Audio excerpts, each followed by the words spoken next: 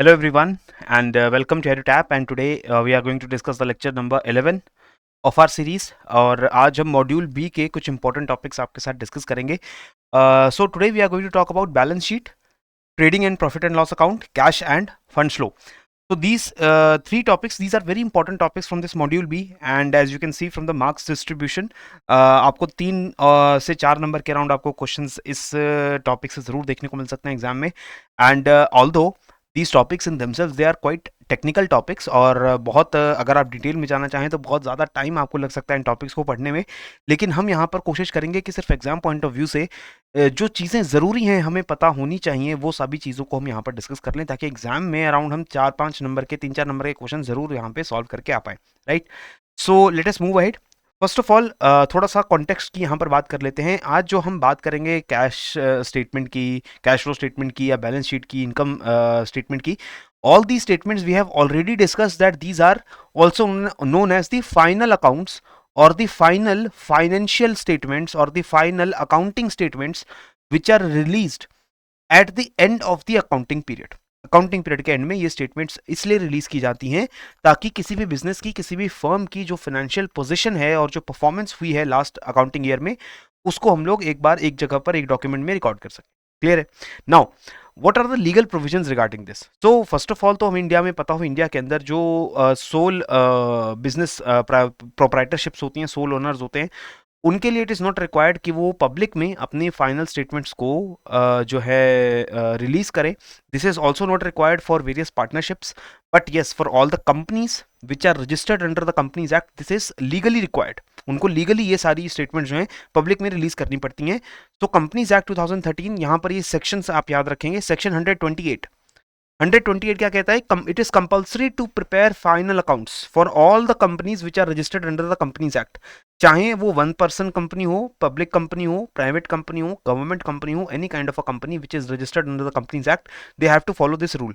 Now next section, section 129, ये क्या कहता है कि at the time of the companies annual general meeting जो होगी, it is mandatory for the board of directors to lay down all these financial statements before the company. तो जब भी एनुअल जनरल मीटिंग होगा, बोर्ड ऑफ डायरेक्टर्स के ऊपर responsibility डाली गई है कि उनको ये सारी फाइनल स्टेटमेंट्स को प्रेजेंट करना पड़ेगा before all the stakeholders for the company. इसमें एक एक्सेप्शन है जो आप लोग याद रखेंगे कि जो 1 पर्सन कंपनीज होती हैं, जहां पर एक ही person is the sole owner of the company, या फिर जो स्मॉल या डोरमेंट कंपनीज होती हैं which are defined under the companies act, उनको कैश फ्लो स्टेटमेंट की जरूरत नहीं होती. कैश फ्लो देना, स्टेटमेंट देना उनके लिए लीगली जरूरी नहीं है, लेकिन profit and loss statement, balance sheet, ये उनको जरूर देनी पड़ेगी. और बाकी सभी कंपनीज को ये 5 डॉक्यूमेंट जरूर देने होते हैं. प्रॉफिट एंड लॉस स्टेटमेंट देनी होती है, बैलेंस शीट देनी होती है, कैश फ्लो स्टेटमेंट प्रिपेयर करना होता है, और statement of changes in equity, that is basically the statement of changes in the ownership pattern of the company. क्योंकि जैसे कंपनीज हैं, हमें पता है कि कंपनीज में जो इक्विटी आती है, this is basically the money that is given by the owners और द शेयर होल्डर्स. तो इस ओनरशिप पैटर्न में क्या कोई चेंज हुआ है लास्ट अकाउंटिंग ईयर के अंदर? किसी पर्सन का ओनरशिप बढ़ा है, घटा है, जो पब्लिक शेयर होल्डर्स है उनका शेयर बढ़ा है, घटा है, ताकि पब्लिक को पता रहे कि usually who is the dominant decision making maker, who is the majority share holder, कि कंपनी के अंदर मेजॉरिटी शेयर्स किसके पास हैं. इसमें अगर कोई चेंजेस होते हैं तो उसका भी जो लोग हैं उनको पता रहे. फिर notes to accounts, These notes to accounts they are attached to these documents. जैसे कि notes to accounts आपके पीएल स्टेटमेंट के साथ, बैलेंस शीट के साथ, कैश फ्लो स्टेटमेंट के साथ अटैच किए जाते हैं. और ये notes to accounts क्या कहते हैं? कुछ एक्सप्लेनेशंस देते हैं, कुछ डिस्क्लोजर्स देते हैं, कुछ एडिशनल इंफॉर्मेशन देते हैं जो कि बैलेंस शीट में या प्रॉफिट एंड लॉस स्टेटमेंट में डायरेक्टली जो है मौजूद नहीं है. वहां पर प्रॉफिट लॉस में, बैलेंस शीट में जो पूरी इंफॉर्मेशन रहती है तो एक समराइज फॉर्म में रहती है, लेकिन उसका और फर्दर एक्सप्लेनेशन फॉर और फर्दर उसकी डिस्क्लोजर जो है वो आपके नोट्स टू अकाउंट्स में रहते हैं. राइट, नाउ एक एक करके इनकी बात कर लें. उससे पहले special acts are applicable also for insurance companies, banking companies, electricity supply companies और any other class of the companies. क्योंकि कुछ अलग अलग कंपनीज के लिए, देखो जो सारी कंपनीज एक्ट में है, they will have to give all the statements, but there are certain specialised companies जिनको रेगुलेट करने के लिए अलग से एक्ट्स बने हैं. जैसे अगर हम बैंकिंग कंपनीज की बात करें जो हमारे लिए जरूरी है और आगे हम मॉड्यूल बी में उनके डिस्कशन भी करेंगे. So banking companies they are also bound by the regulations of RBI. Regulations of RBI के साथ साथ the regulations of the other finance ministry या कोई दूसरा गवर्नमेंट अगर चाहे कोई रूल बैंक्स के लिए स्पेसिफिकली अगर बनाना चाहे तो वो बना सकते हैं. राइट, सो इस वजह से अलग अलग क्लास कंपनीज के लिए अलग अलग रिक्वायरमेंट्स और हो सकती हैं इन एडिशन टू दिस. इनके अलावा, ठीक है। अब कंपनीज एक्ट का स्केड्यूल 3, कंपनीज एक्ट के अंदर ही स्केड्यूल्स अटैच्ड हैं, जिसमें स्केड्यूल 3 के अंदर हमको जनरल इंस्ट्रक्शंस दिए गए हैं कि कंपनीज को कैसे अपने फाइनल अकाउंट्स प्रिपेयर करने चाहिए, कैसे वो बैलेंस शीट बनाएंगे, किस फॉर्मेट में वो प्रॉफिट लॉस स्टेटमेंट देंगे। ये फॉर्मेट क्या है, this format is also given in the companies act in the schedule 3, याद रखेंगे आप, राइट। नाउ जनरल इंस्ट्रक्शंस, ये आपको थोड़े जनरल इंस्ट्रक्शंस पता होने चाहिए। सबसे पहले बैलेंस शीट का वर्टिकल फॉर्मेट यूज करेंगे। वर्टिकल फॉर्मेट क्या है अभी हम देखेंगे, ठीक है। वर्टिकल फॉर्मेट होता है जिसमें आपको एसेट्स और लायबिलिटीज वर्टिकली अरेंज करके दिखाई जाती हैं। उसके बाद vertical format profit and loss statement का भी होगा, जहां पर आपके एक्सपेंसेस और इनकम्स को भी वर्टिकली अरेंज करके दिखाया जाएगा। क्योंकि अगर आप बैलेंस शीट और इनकम स्टेटमेंट की बात करें, they can be prepared in two ways, one is horizontal format, one is vertical format. तो हॉरिजॉन्टल फॉर्मेट में क्या होता है कि on the one side there is asset, on the one side there is liability, right, in the balance sheet. But in the vertical statement क्या होगा, वहां पर आपका ऊपर नीचे होगा, ऊपर एसेट या नीचे लायबिलिटी, नीचे एसेट, ऊपर लायबिलिटी। बट क्या फॉर्मेट स्पेसिफाई किया गया है कंपनी एक्ट के अंदर, वो वर्टिकल फॉर्मेट है, वो कैसे होगा उसको भी हम आगे देखेंगे, ठीक है। When compliance with the act require any change in the treatment or disclosure in the financial statements, the same changes shall be made. अगर कोई भी इस एक्ट की कंप्लायंस करने में कोई आपको चेंज करना पड़ता है फाइनेंशियल स्टेटमेंट्स के अंदर, let us in the future some amendments are made in the act, then you will also have to change your format accordingly, okay.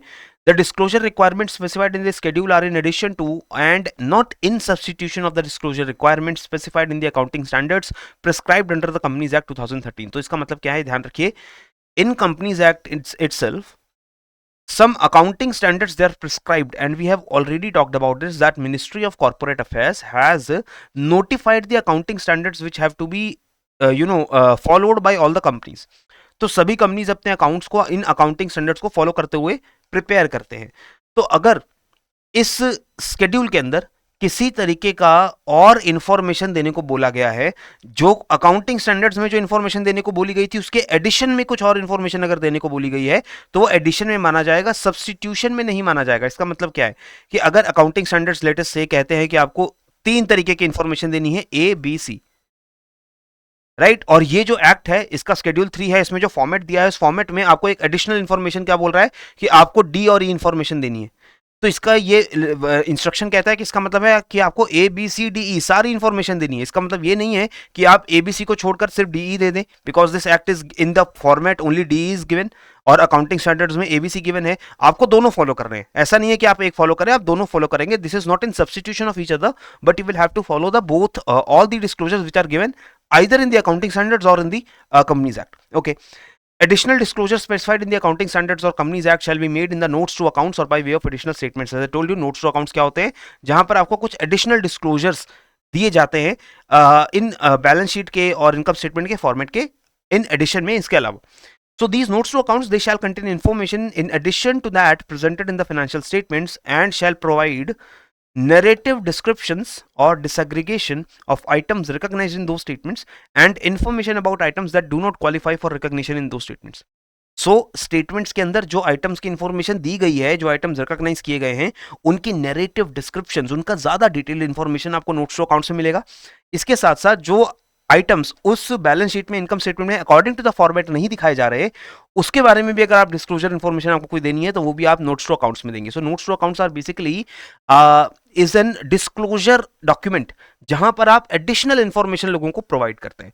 तो आपको एक कंपनी का ओवरऑल मोटा मोटा पिक्चर जिसे कह सकते हैं वो आपको मिलता है फाइनेंशियल स्टेटमेंट से, which are your balance sheet, income statement, cash flow वगैरह, एंड नोट्स टू अकाउंट से you get a broader detail, right. Okay, now let us move ahead. General instructions में each item on the face of the balance sheet and statement of profit and loss shall be cross referenced to any information in the notes to accounts, ताकि notes to accounts में भी सारी information जो है वो cross reference हो। अगर आप notes to accounts पढ़ रहे हैं तो आपको पता रहे कि प्रॉफिट एंड लॉस स्टेटमेंट के किस पॉइंट की इंफॉर्मेशन यहाँ पर दी गई है, ताकि आप मैच कर सके कि इंफॉर्मेशन पीएल अकाउंट में क्या है और नोट्स टू अकाउंट्स में क्या है। In preparing the financial statements, including the notes to accounts, a balance shall be maintained between providing excessive detail and not providing necessary information. तो आपको थोड़ा ये बैलेंस बनाने को बेसिकली कहा गया है कि आपको ये बैलेंस रखना है कि कितनी डिटेल देनी चाहिए और कितनी नहीं देनी चाहिए। मतलब आपको नेसेसरी इन्फॉर्मेशन सारी देनी है, you have to give all the necessary information, but excessive detail मत दीजिए। मतलब ऐसी डिटेल मत दीजिए कि आप लोगों को कंफ्यूज कर दें।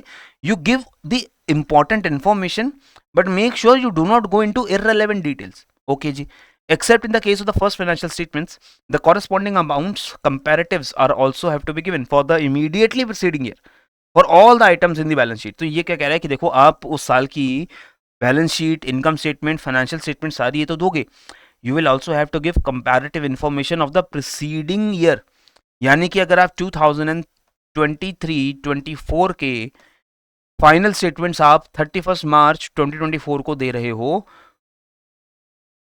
तो आप लोगों को, आपको कंपनीज को 2023 में जो 31 मार्च को इंफॉर्मेशन दी गई थी वो भी साथ में डिस्क्लोज करनी चाहिए, so that the people they are able to make a comparison, year to year comparison वो कर सकें कि 31 मार्च 2024 को क्या फाइनेंशियल स्टेटमेंट्स थी और 31 मार्च 2023 को क्या फाइनेंशियल स्टेटमेंट्स हैं, so that they can compare, right.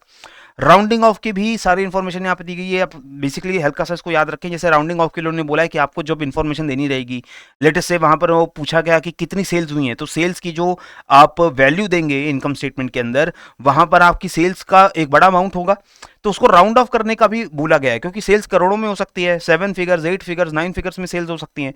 तो आप उसे किस तरीके से राउंड ऑफ करेंगे, तो वो उन्होंने बताया कि for the companies where the turnover is less than 100 crore rupees annually, company जिनका 100 करोड़ से कम का टर्नओवर है, उनको नियरेस्ट 100,000 लाख और मिलियन पे अपना जो राउंड ऑफ है वो करना है, और कंपनी जिनका 100 करोड़ रुपीस से ज्यादा का टर्नओवर है वो नियरेस्ट लाख, मिलियन और करोड़ में अपना राउंड ऑफ करेगा। तो यानी कि अगर आपकी इनकम 6 करोड़ 7 लाख 8,980 रुपए है, तो आप उसे किस तरीके से 6 करोड़ तक राउंड ऑफ करके लाएंगे, वो सारी प्रोविजन दी गई हैं। Although we need not going to much detail about this, we just have to be aware of the general instructions, कि अगर कोई ऐसा क्वेश्चन आता है, फंडामेंटली टेक्सचुअल क्वेश्चन आता है, तो वो आप टैकल कर सके, right. Now let us talk about the statements one by one. First of all is your trading account. Trading account is basically part of the profit and loss statement. जो profit and loss statement या profit and loss account बनता है, उसी का एक part होता है trading account. कुछ कंपनीज जो हैं, उनको छोटी कंपनीज कह लीजिए, या वो कंपनी जो ज़्यादातर आपकी मैन्युफैक्चरिंग में या सेल के मतलब सामान को खरीदने बेचने के बिजनेस में ज़्यादा लगी रहती हैं, तो उन कंपनीज के लिए ट्रेडिंग अकाउंट अलग से बन जाता है। क्योंकि इन कंपनीज में ट्रेडिंग अकाउंट में बेसिकली हम क्या करते हैं, डायरेक्ट एक्सपेंसेस और डायरेक्ट इनकम्स को रिकॉर्ड करते हैं। डायरेक्ट एक्सपेंसेस का मतलब क्या है, all the expenses directly connected with the manufacture, purchase and manufacturing the goods, purchase of the raw material and bringing them to the point of the sale, bringing them to the showroom और bringing them to the shop। तो जो आपकी daily manufacturing में जो खर्चे आते हैं वो आपके डायरेक्ट खर्चे हैं, और डायरेक्ट इनकम क्या है, जो आपका डायरेक्ट सेल कर रहे हो, जो गुड्स बेच करके जो आपकी प्राइमरी इनकम आ रही है, वो आपका इनिशियल इनकम है, डायरेक्ट इनकम है, राइट। तो ट्रेडिंग अकाउंट आपकी वो कंपनीज यूजुअली बनाती है जिनका ज्यादातर ऑपरेशंस इसी मैन्युफैक्चरिंग में और उसके बाद सेलिंग में, उनका ज्यादा जो अकाउंटिंग एंट्रीज हैं वो चलती है, राइट। कुछ बड़ी कंपनीज जिनके ऑपरेशंस डाइवर्सिफाइड होते हैं, या फिर कुछ ऐसी कंपनी जो मैन्युफैक्चरिंग नहीं, ज़्यादातर सर्विसेज इंडस्ट्री में काम कर रही हैं, तो ये इंडस्ट्रीज अपना trading and profit and loss account अलग अलग नहीं बनाते, वो एक ही अकाउंट बनाते हैं, उसको उसी को प्रॉफिट एंड लॉस अकाउंट बोल देते हैं। तो दोनों अकाउंट्स में कंफ्यूज नहीं होना है आपको, सेम चीज़ है, लेकिन ट्रेडिंग में सिर्फ डायरेक्ट एक्सपेंसेस और इनकम्स रिकॉर्ड होते हैं, और जब हम पूरा ओवरऑल प्रॉफिट लॉस बनाएंगे तो इसके अंदर हम इनडायरेक्ट एक्सपेंसेस और इनकम्स भी जोड़ देंगे, ठीक है। सो trading account, it ascertains result from basic operational activities like manufacturing, purchasing and selling of goods, and gross profit and loss जो यहां से निकल कर आता है, it is transferred to the profit and loss account। अब देखो यहाँ ट्रेडिंग अकाउंट का फॉर्मेट आपको दिख रहा है, this is the horizontal format. Why this is a horizontal format? Because you can see on one side there is debit and on one side there is credit, right and left side पे अगल बगल में ये दोनों चीजें लिखी हुई हैं। ये फॉर्मेट वो एक्चुअल फॉर्मेट नहीं है जो आपके कंपनीज एक्ट के अंदर स्पेसिफाइड है, राइट। ये मैं आपको बस समझाने के लिए दिखा रहा हूँ। तो यहाँ पर देखिए ट्रेडिंग अकाउंट, पहले तो आप लिखेंगे ट्रेडिंग अकाउंट, जैसे बाकी सारे लेजर अकाउंट्स होते हैं वैसे ये भी एक अकाउंट है, तो इसलिए इसकी एक डेबिट एक क्रेडिट साइड होगी। इसके बाद ये जो अकाउंट है एक पीरियड के लिए बनेगा, एक पीरियड यानी एक पूरे साल के लिए, पूरे अकाउंटिंग पीरियड के लिए बनता है, और एंड में इसको हम जो है पूरा पब्लिक को रिलीज करते हैं। तो इसमें अगर आप डेबिट साइड पे देखोगे, on the left hand side you will see all the expenses are mentioned, जितने खर्चे हम कर रहे हैं वो सारे मेंशन है। सबसे पहले opening stock, opening stock that is the beginning of the year, what was the inventory that was there with you, कितना आपके पास सामान बचा था जो आप सेल करेंगे, माइनस द द परचेजेस जो है वो भी यहाँ पर है, जो है आप परचेज देख सकते हैं, माइनस नहीं, परचेजेस माइनस रिटर्न्स, यानी वो सामान जो आपने खरीदा इस साल के अंदर, क्योंकि ओपनिंग स्टॉक में वो सामान जो बिगिनिंग में मौजूद था, then you purchase some additional goods and then you must have return some goods, तो वो रिटर्न्स जो है उसको माइनस कर दो, ठीक है। उसके बाद freight and carriage, customs, wages, gas, power, factory, cargo expense, shipping expense, import duty, dock charges, octroi, ये सारे वो टैक्सेस हैं, वो सारे एक्सपेंसेस हैं जो आप पे करते हैं, जो आप अपनी प्रोडक्शन में मैन्युफैक्चरिंग और सेलिंग के दौरान ये सारे खर्चे आपको डायरेक्टली पे करने पड़ते हैं। आपको लोगों को सैलरी पे करनी पड़ेगी, ट्रांसपोर्ट के खर्चे पे करने पड़ेंगे, ये सारी चीजें होंगी, ठीक है। इसके बाद on the right hand side you can see the credit side. On the credit side you will see the incomes. सारी इनकम क्रेडिट साइड पे होगी, जिसमें सबसे पहले आता है आपका सेल्स, जो आपकी सबसे प्राइमरी सोर्स ऑफ इनकम है, सेल्स। इस सेल्स के बाद कुछ ऐसा सेल आपने किया होगा जो आपको शायद रिटर्न हो जाए, तो वो रिटर्न जितना हुआ वो माइनस कर देंगे, उसमें से ये माइनस हो जाएगा। ये जो ब्रैकेट में आपको दिख रहा है, this will be subtracted, right. इसके बाद क्लोजिंग स्टॉक। क्लोजिंग स्टॉक इस साल के एंड में कितना स्टॉक आपके पास बच गया है, वो स्टॉक जो बच गया है वो नेक्स्ट ईयर आपके काम आएगा, राइट। तो ये जो स्टॉक बच गया है इसको भी आप यहां पर रिकॉर्ड करते हो। और ये जो स्टॉक है closing stock, the next year when the same trading account will be prepared, this closing stock it will become the opening stock। ये तो अंडरस्टूड है। क्लोजिंग स्टॉक क्या बन जाएगा, ओपनिंग स्टॉक बन जाएगा। इस साल के एंड में जो बचा हुआ है वो नेक्स्ट साल की बिगिनिंग में हमारा ओपनिंग स्टॉक होगा, okay. After this particular account you can see all the direct expenses and all the direct incomes are there। इनके बीच का जो डिफरेंस है उससे निकल कर आता है आपका ग्रॉस प्रॉफिट या ग्रॉस लॉस। अगर आपकी क्रेडिट साइड ज्यादा है तो ऑब्वियसली आपको ग्रॉस प्रॉफिट मिल रहा होगा। अगर आपकी इनकम ज्यादा है then you will have to get a profit, right. So there is a balance on the credit side, there is a balance on the debit side. ये दोनों बैलेंस बराबर होने चाहिए, क्योंकि एक अकाउंट है, बैलेंस होना चाहिए। तो अगर आपकी सेल्स ज्यादा है और ये सारे खर्चे कम हैं, तो इन खर्चों को बड़ा करने के लिए हम एक ग्रॉस प्रॉफिट ऐड कर देंगे यहाँ पे। ये ग्रॉस प्रॉफिट बेसिकली क्या होगा, total income minus total expense, right. इसी सिमिलर तरीके से अगर खर्चे ज्यादा हैं, if these expenses they are more, then this means कि क्रेडिट बैलेंस शॉर्ट हो जाएगा, this will be short. And if this is short तो आप यहां पर एक ग्रॉस लॉस ऐड कर दोगे। तो मतलब क्या है, सिंपल, कि अगर आपकी ट्रेडिंग अकाउंट से आपको क्या पता चलता है, आपको ग्रॉस प्रॉफिट या ग्रॉस लॉस पता चलता है। ग्रॉस प्रॉफिट या gross loss is basically the difference between your gross income, gross primary income that you are getting, and your gross expenses that you are doing. Direct income minus direct expenses, clear. तो अगर profit है तो वो debit side पे दिखेगा, अगर loss है तो वो आपको क्रेडिट साइड पे दिखेगा, क्लियर है। ये जितना भी जो भी आएगा, प्रॉफिट आएगा चाहे लॉस आएगा, इसको हम आगे प्रॉफिट एंड लॉस अकाउंट में ट्रांसफर कर देंगे। इसका मतलब है कि हम इनडायरेक्ट एक्सपेंसेस और इनडायरेक्ट इनकम इसके अंदर जोड़ेंगे और उसके बाद हमारा नेट प्रॉफिट या नेट लॉस आएगा, ठीक है। तो प्रॉफिट एंड लॉस अकाउंट में क्या करेंगे हम, this is similar profit and loss account. Here you can see on the top side of this profit and loss account, this opening stock, purchase, wages, carriage, sales, ये सब जो है ये trading account है। ये वाला जो पूरा आइटम है ये ट्रेडिंग अकाउंट है। इसी के नीचे हमने इनडायरेक्ट एक्सपेंसेस यहां रिकॉर्ड कर दिए एंड इनडायरेक्ट इनकम्स यहां रिकॉर्ड कर दी, और ये पूरा क्या बन गया, trading and profit and loss account, clear. So the gross profit और the gross loss is taken from the trading account. यहां से आपका ग्रॉस प्रॉफिट ग्रॉस लॉस आएगा ऊपर से, and this will be transfer to the profit and loss account, okay जी। The indirect expenses are transfer to the debit side of the profit and loss account. जैसे हमने देखा, direct expenses and indirect expenses they are on the debit side. If the credit is more than the debit, then obviously there is a net profit, right? And net profit से इसका मतलब क्या हुआ, net profit is equal to gross profit plus other incomes minus indirect expenses. Other incomes जैसे कि आपने कुछ interest receive किया, कोई कमीशन रिसीव किया, कोई फी रिसीव की, जो आपकी प्राइमरी इकोनॉमिक एक्टिविटी है, जो उससे अलग है, यानी कि जो आपका मेन बिजनेस है, सामान को बेचना, जो सर्विस को बेचना, उसके अलावा जो भी इनकम आ रही है आपको, वो सारी आपकी इनडायरेक्ट इनकम है या इनडायरेक्ट अदर इनकम्स में आ जाएगी, राइट। इनडायरेक्ट एक्सपेंसेस क्या होते हैं, जैसे कि सैलरीज, रेंट एक्सेट्रा, जो आपका डायरेक्ट प्रोडक्शन में और डायरेक्ट सेलिंग में एसोसिएटेड नहीं है। तो जैसे मान लीजिए आपने एक मैनेजमेंट में रखा हुआ है अपने ऑपरेशन चलाने के लिए, उस मैनेजमेंट को भी आप सैलरी देते हैं, तो वो सैलरी आपके प्रोडक्शन के पूरे प्रोसेस से अलग है ना, तो वो आपके इनडायरेक्ट एक्सपेंसेस होते हैं, ठीक है जी। So net profit and net loss आपका फाइनली निकल कर आएगा from this statement, and this will be transfer to the capital account in the balance sheet. जो भी प्रॉफिट होगा, जो भी लॉस होगा, उसको हम फाइनली बैलेंस शीट में ट्रांसफर करेंगे, ठीक है। तो ये basically trading and profit and loss account ये हमें क्या बता रहा है, इसको हम इनकम स्टेटमेंट कह सकते हैं, because this is basically telling you कि पूरे साल में कितना इनकम हो रहा है, चाहे वो डायरेक्ट हो चाहे वो इनडायरेक्ट हो, और कितने खर्चे हो रहे हैं, चाहे वो डायरेक्ट हो या इनडायरेक्ट हो, ठीक है। Now if there is a profit और अ लॉस, अगर प्रॉफिट है इस पूरे trading and profit loss account के बाद, अगर प्रॉफिट बच रहा है, तो प्रॉफिट किस साइड बचेगा, नेट प्रॉफिट बचेगा आपका डेबिट साइड में। प्रॉफिट हो चाहे वो ग्रॉस हो चाहे वो नेट हो, वो डेबिट साइड में आपका प्रॉफिट बचता है, क्योंकि प्रॉफिट तभी आएगा अगर डेबिट साइड लेस रहेगी, खर्चे कम होंगे तभी प्रॉफिट आएगा। तो ये डेबिट साइड कम है, इस डेबिट साइड को क्रेडिट के बराबर करने के लिए कुछ एडिशनल जोड़ना पड़ेगा यहाँ पे, वो एडिशनल क्या जुड़ा, वो प्रॉफिट ही जुड़ा, राइट। और अगर लॉस आएगा तो लॉस कहाँ आएगा, लॉस आएगा ऑन दी क्रेडिट साइड, क्योंकि अगर लॉस है इसका मतलब कि हमारी क्रेडिट साइड शॉर्ट है, सेल्स शॉर्ट हो रही, इनकम शॉर्ट है, और यहां पर हम एक लॉस एक्स्ट्रा जोड़ देंगे। ठीक है, तो जो भी हमारा प्रॉफिट है, अगर हमें उसको प्रॉफिट को ट्रांसफर करना है टू द कैपिटल अकाउंट, तो हम इसे कैसे ट्रांसफर करते हैं, प्रॉफिट एंड लॉस अकाउंट को डेबिट कर देंगे, कैपिटल अकाउंट को क्रेडिट कर देंगे, क्योंकि प्रॉफिट एंड लॉस अकाउंट में जो आपका प्रॉफिट है वो किस तरफ बच रहा था, डेबिट साइड पे बच रहा था, तो हमने प्रॉफिट लॉस अकाउंट डेबिट किया है यहां पर और इसे कैपिटल अकाउंट में ट्रांसफर कर दिया है। तो ये जो प्रॉफिट आया है यहां पे, ये कहां से आया है, क्योंकि कैपिटल अकाउंट में इसको क्रेडिट कर दिया गया है, इसलिए यहां पर ये डेबिट हुआ है। हमें पता है ना, जब भी किसी अकाउंट में कुछ डेबिट होता है तो किसी दूसरे अकाउंट में सेम अमाउंट क्रेडिट होना चाहिए। तो मैंने आपको बोला कि यहां पर डेबिट साइड लेस है, इनकम यहां पर जो है वो लेस हो रही है, सॉरी एक्सपेंसेस जो है वो लेस हो रहे हैं, सारे खर्चे मिलाकर के लेस हो रहा है, और हमें बराबर करने के लिए यहां पर एक ग्रॉस प्रॉफिट नाम का एडिशनल आइटम लिख दो, और जितना डिफरेंस आ रहा है वो डिफरेंस यहां लिख दो।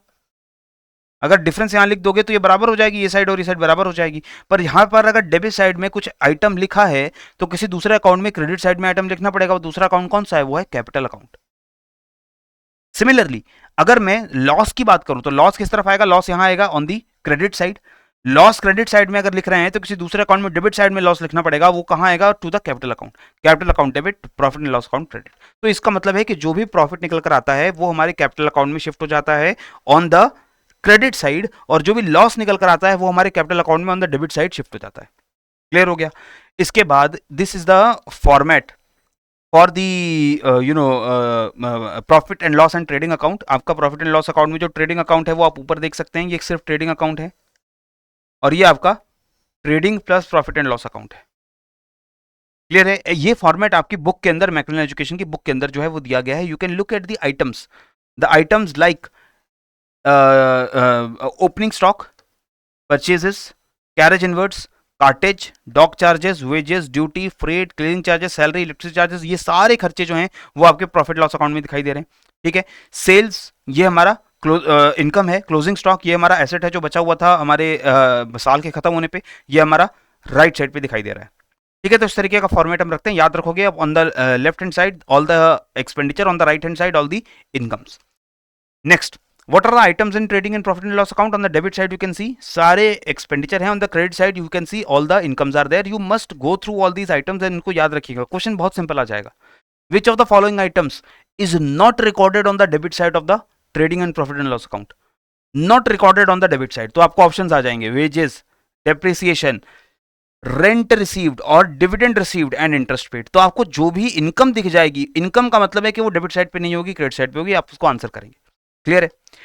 इसके बाद एक अकाउंट के बारे में और समझ लीजिए, that is profit and loss appropriation account. Profit and loss account देखा, this is profit and loss appropriation account. This appropriation account is not a financial statement, ये कोई फाइनेंशियल स्टेटमेंट नहीं है।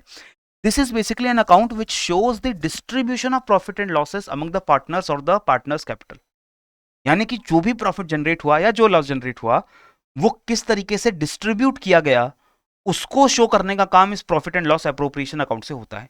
So it is not a part of the financial statements as per the accounting standard 1, and instead this standard prescribes the statement of changes in equity which is a much more detailed statement। यानी कि जो standard in changes in equity है वो statement, अभी हमने देखा था ना statement of changes in equity, जहां पर मैंने आपको बताया कि ओनरशिप में चेंज को वहां पर हम रिफ्लेक्ट करते हैं, वहां से हमें पता चलेगा कि प्रॉफिट डिस्ट्रीब्यूशन किसको कितना हुआ है। यहां ये profit and loss appropriation account company के इंटरनल अकाउंट में से एक है, जहां पर हम खुद देखते हैं कि कैसे वो प्रॉफिट एंड लॉस ट्रांसफर किया गया है। जैसे डेबिट साइड पे और क्रेडिट साइड पे हम लोग देखते हैं कि कहां जा रहा है, जितना भी प्रॉफिट या लॉस हमारे पास बना है वो प्रॉफिट या वो लॉस आपके क्रेडिट साइड पर लेकर आया जाता है, और फिर इसको डेबिट साइड से अलग अलग जगहों पर डिस्ट्रीब्यूट करते हैं। कुछ रिजर्व्स में ट्रांसफर कर देते हैं, कुछ लोन्स को पे आउट करने में वो प्रॉफिट जो है उसको यूज कर लेते हैं to debenture redemption. Debenture redemption means a reserve created to pay out the debentures. Debentures are the loans or the bonds which you have taken from the market. तो लोन रिपे करने के लिए भी आपको पैसा जो है अपना प्रॉफिट में से देना पड़ेगा, वो यहां से गया।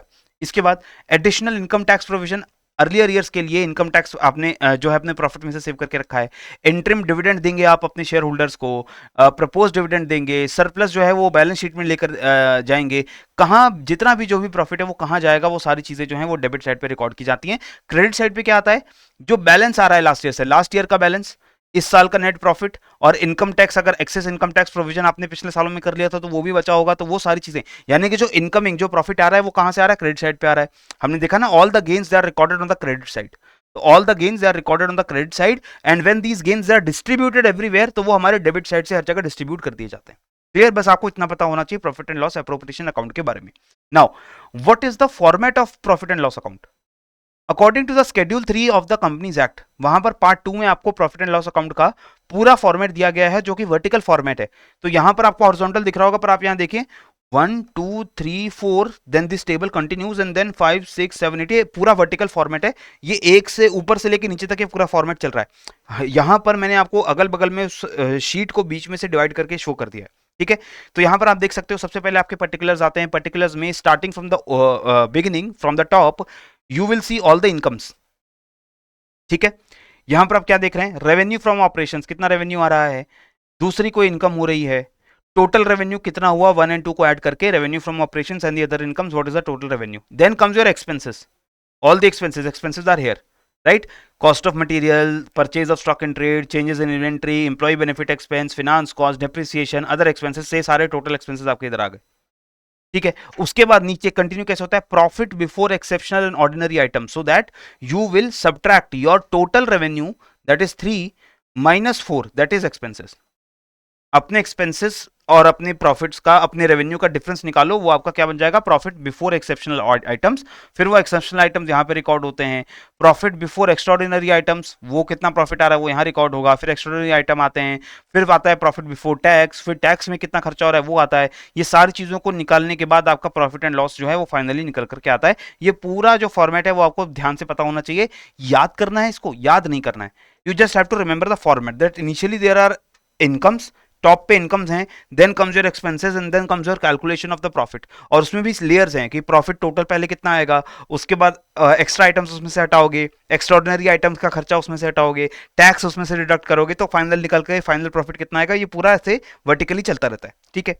Now general instructions remember, in respect of a company other than a finance company, revenue from operations shall disclose separately the revenue from sales of products and the sales of services and other operating revenues. कि अगर कोई company finance company के अलावा कोई भी दूसरी company है तो उसके पास जो भी रेवेन्यू आ रहा है उसको अलग अलग बताना पड़ेगा कि कितना रेवेन्यू सामान प्रोडक्ट्स बेच के आ रहा है, कितना रेवेन्यू सर्विसेज से आ रहा है, कितना रेवेन्यू ऑपरेटिंग दूसरे कामों से आ रहा है, और कितना आप एक्साइज ड्यूटी पे कर रहे हो। ये सारी चीजें अलग से आपको बतानी पड़ती हैं। ये जनरल इंस्ट्रक्शन है। Similarly in respect of a finance company, अगर आपकी फिनांस कंपनी है तो रेवेन्यू को ऐसे बताते हैं कि कितना रेवेन्यू इंटरेस्ट से आ रहा है, यानी कि आपने जो लोन दिया है उसका इंटरेस्ट पे आप रेवेन्यू अर्न कर रहे हो, और कितना रेवेन्यू जो है वो दूसरी फाइनेंशियल सर्विसेज से आ रहा है, वट एवर इट में भी, राइट। तो वो आप अलग अलग जो है उसको डिस्क्लोज करेंगे।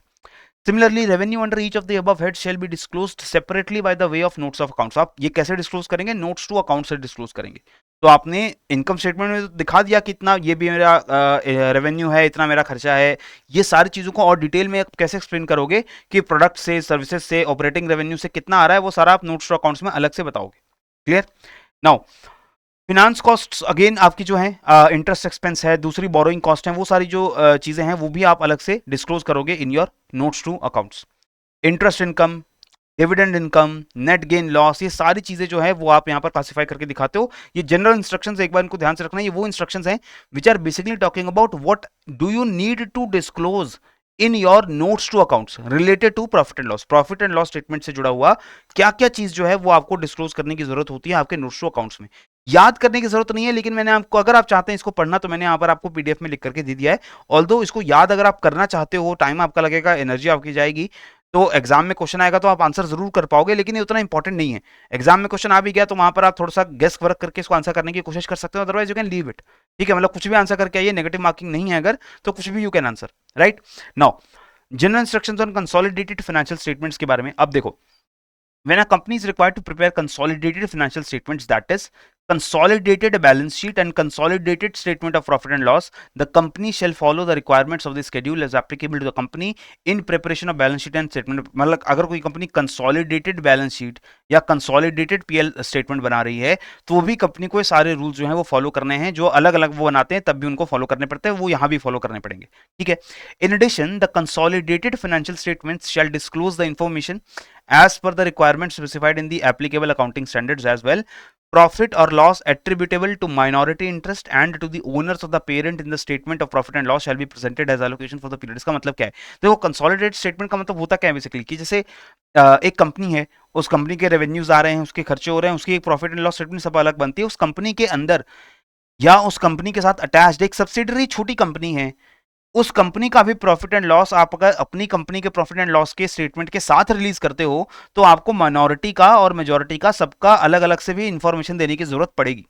ठीक है, minority interest in the balance sheet with in equity shell also be presented separately, कि अगर माइनॉरिटी इंटरेस्ट है यानी माइनॉरिटी शेयर होल्डर्स या माइनॉरिटी ओनर्स के भी अगर इंटरेस्ट है तो वो भी आप सेपरेटली दिखाओगे कि इनका कितना ओनरशिप है, इनके कितनी परसेंटेज ओनरशिप है। ठीक है, इसके बाद answer me this, at the end of the accounting period the balances of dash are transferred to the profit and loss account। जब अकाउंटिंग पीरियड खत्म होता है कौन से बैलेंसेस हम प्रॉफिट एंड लॉस अकाउंट में ट्रांसफर करते हैं? The balance of all the ledger accounts, all the income and expenditure accounts, all the balances of only the tangible real accounts and some income and expenditure accounts, or some intangible real accounts and some income and expenditure accounts। So please tell me that whenever the profit and loss statement is prepared तो इसके अंदर कौन से balance आते हैं? क्या यहाँ पर सारे अकाउंट्स के बैलेंस आते हैं या फिर इनकम और एक्सपेंडिचर के आते हैं? तो यहाँ सिर्फ इनकम एंड एक्सपेंडिचर अकाउंट्स के बैलेंसेस आते हैं, क्योंकि प्रॉफिट एंड लॉस में हम सिर्फ खर्चे और हमारी इनकम सिर्फ इसकी बात करते हैं, हम हमारे लायबिलिटीज की एसेट्स की बात नहीं करते। ठीक है, next, which one of the following accounts is used to provide dividend? कौन सा अकाउंट डिविडेंड प्रोवाइड करने के लिए यूज किया जाता है? Profit and loss appropriation account, profit and loss account, profit and loss adjustment account या प्रॉफिट या फिर reserves and surplus account. So I have already told you that dividend basically is the distribution of profit, the part of the profit which is given to the shareholders or the owners। तो ये जो dividend गया this is basically done through distributing the profit, और वो कहां से होता है? Profit and loss appropriation account से होता है, जहां पर हम अपना जो भी अर्नड प्रॉफिट है उसमें से कितना हम डिविडेंड में देंगे लोगों को, ये सारी चीज हम यहां से डिसाइड करते हैं। ठीक है, now next comes your balance sheet. In the balance sheet we have also seen the statement of assets and liabilities is there. In your profit and loss account, there was a record of all the expenditure and all the income. Here the record is of all the asset and liabilities.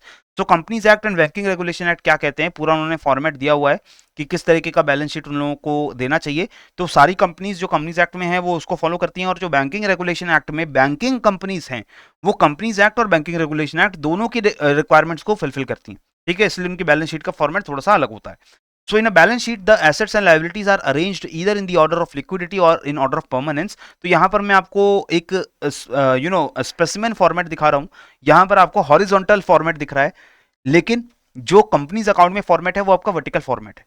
ठीक है, vertical format की भी बात अभी हम करेंगे, लेकिन यहाँ पर समझाने के लिए मैं आपको हॉरिजॉन्टल फॉर्मेट दिखा रहा हूँ। On one side you can C liabilities, on one side you can see the assets. Capital, capital owners की लायबिलिटी होती है, ओनर्स को कितना पैसा कंपनी ओ करती है वो कैपिटल होता है, और जो प्रॉफिट कंपनी ने ओन किया है ये प्रॉफिट भी तो ओनर्स का ही है। तो this is also a liability of the on the company towards the owners. Owners को ये प्रॉफिट फ्यूचर में देना है। भले आपको लगे कि नहीं प्रॉफिट को कंपनी अपने पास रख करके इन्वेस्ट कर सकती है, उस प्रॉफिट को अपने पास रख करके अपनी जो क्या कह सकते हैं अपनी इन्वेस्टमेंट है उसको बढ़ा सकती है, अपने ऑपरेशन को इंप्रूव कर सकती है, सब कुछ है, सब कुछ ठीक है, लेकिन इवेंचुअली ये प्रॉफिट ये जाना किसके पास है? ये जाएगा ओनर्स के पास ही जाएगा। अगर ओनर्स इस प्रॉफिट को क्लेम नहीं करते तब भी ये कंपनी का एसेट नहीं बन जाएगा, कंपनी की प्रॉपर्टी नहीं बन जाएगी, प्रॉपर्टी ओनर्स की ही रहेगी, ओनर्स को ही फ्यूचर में जाना है। ठीक है, फिर लॉन्ग टर्म लोन लिए आपने, शॉर्ट टर्म लोन लिए, अपने सप्लायर से, सन्ड्री क्रेडिटर से, बहुत सारे सप्लायर से आपने लोन पे सामान लिया हुआ है, खरीदा हुआ है, ये सारी चीजें आपकी लायबिलिटीज में रिकॉर्ड होती हैं और सारी बाकी दूसरी चीजें आपके एसेट्स में रिकॉर्ड होती हैं। और हमेशा ये चीज आपको पता है that assets and liabilities they should always be equal. Total liabilities are on this side, total assets are on this side, and we have already seen the balance sheet equation. A is equal to L plus C. Always the total liabilities and capital they should be equal. ये बराबर होगा, right? तो जितना भी asset है, furniture, cash, goodwill, bank में cash पड़ा हुआ है, सारी चीजें जो हैं ये सब कुछ हमारा टोटल आता है एसेट्स में। यहाँ पर आपका क्लोजिंग स्टॉक भी आता है। ये क्लोजिंग स्टॉक याद रखो, ये हमने इनकम स्टेटमेंट यानी प्रॉफिट एंड लॉस स्टेटमेंट में भी देखा था। ये क्लोजिंग स्टॉक हमारा एसेट क्यों है? क्योंकि हमें इसे नेक्स्ट ईयर सेल करना है, नेक्स्ट ईयर हम सेल करेंगे। ओपनिंग स्टॉक हमने लायबिलिटी में नहीं रखा है, लेकिन हमने क्लोजिंग स्टॉक यहां से पता लगा लिया है, वो हम यहां पर रिकॉर्ड कर रहे हैं। ठीक है, okay, now what is the format of balance sheet? So you can see on the items on the liability and items on the asset side I have recorded here.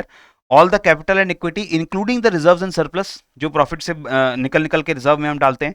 Long term liabilities यानी कि long term loans है हमारे। Current liabilities जो with in the current accounting period आपको वो liabilities जो पूरी करनी है, जैसे सप्लायर्स को पैसा देना है, कुछ खर्चे ऐसे हैं जो आपने खर्चे कर दिए हैं, उसकी पेमेंट अभी आपको करनी बाकी है। बिल्स पेबल हैं, आपको बिल्स कुछ पे करने हैं अभी फ्यूचर में, आपका बैंक से आपने ओवरड्राफ्ट ले रखा है, सारी आपकी करंट लायबिलिटीज हैं। नेक्स्ट एसेट साइड पर अगर आप आओगे तो फिक्स्ड एसेट्स जो कि लंबे समय के लिए आपके यूज होने हैं, plants, machinery, land, building, vehicle, furniture etcetera. उसके बाद इनटेंजिबल एसेट्स जो नॉन फिजिकल एसेट्स होते हैं। इन्वेस्टमेंट आपने कर रखी है कहीं दूसरे शेयर्स के अंदर, स्टॉक्स के अंदर वगैरह वगैरह। करंट एसेट्स जो करंट ईयर में आपके एसेट्स यूज अप हो जाएंगे, कैश में कन्वर्ट हो जाएंगे, जैसे स्टॉक रखा है आपने जिसको आप सेल कर दोगे करंट ईयर में।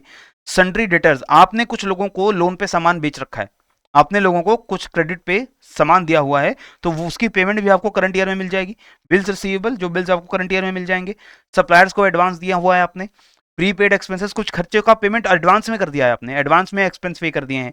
कैश इन हैंड रखा है, कैश इन द बैंक रखा है, सारे आपके एसेट्स हैं जिसका आपको फायदा होगा फ्यूचर में। ठीक है, तो इस तरीके से आपकी लायबिलिटी और एसेट साइड पे आपकी रिकॉर्डिंग सारी बैलेंस शीट में होती है। और अगर इसके प्रिस्क्राइब्ड फॉर्मेट की बात करें which is there in the companies act schedule number 3, तो वहां पर कुछ इस तरीके का बैलेंस शीट आपका रहता है। This is a vertical format, again I am telling you, ये आपको मैंने डिवाइड करके दो साइड्स में दिखाया है, पर एक्चुअली ये साइड टॉप पे रहेगी और इसके नीचे, इसके डायरेक्ट नीचे बॉटम पे यहां से आपका बैलेंस शीट शुरू हो जाएगा। ठीक है, so on the top side you can see all the liabilities are listed, right.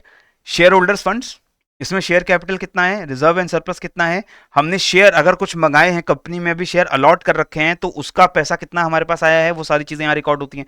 And you can also see one more thing, there are two columns here, amount as on 31/3/2020 and amount as on 31/3/2019। So as I have already told you कि आपको balance sheet में भी और income statement के अंदर भी कोशिश होती है हमारी कि हम करंट ईयर का और प्रीवियस ईयर का दोनों का इंफॉर्मेशन दें, ताकि हमें कंपैरिजन करने में आसानी हो। तो आप देख सकते हो यहाँ पर आपकी इंफॉर्मेशन आपकी जो है अगल बगल में 2020 के एंड की और 2019 के एंड की दोनों की लिखी गई है। इसके अलावा एक चीज और देखिए, नोट नंबर, ये नोट नंबर यानी कि नोट्स टू अकाउंट्स, याद है ना आपको, जहां पर एडिशनल डिस्क्लोजर्स करने पड़ते हैं, तो यहाँ नोट नंबर हमने ये लिख दिया कि आपको शेयर कैपिटल है, टोटल शेयर कैपिटल इस बार कितना है, लास्ट ईयर कितना था, वो तो मैंने लिख दिया वैल्यू में, लेकिन उस शेयर होल्डर शेयर कैपिटल का आगे भी फर्दर क्लासिफिकेशन होगा कि कितना इक्विटी कैपिटल है, कितना प्रेफरेंस कैपिटल है, कितना आपका एम्प्लॉय स्टॉक ऑप्शन है, ये सारी चीजों को आगे आप डिस्क्लोज करोगे। कहाँ डिस्क्लोज होगा, नोट नंबर 1 में।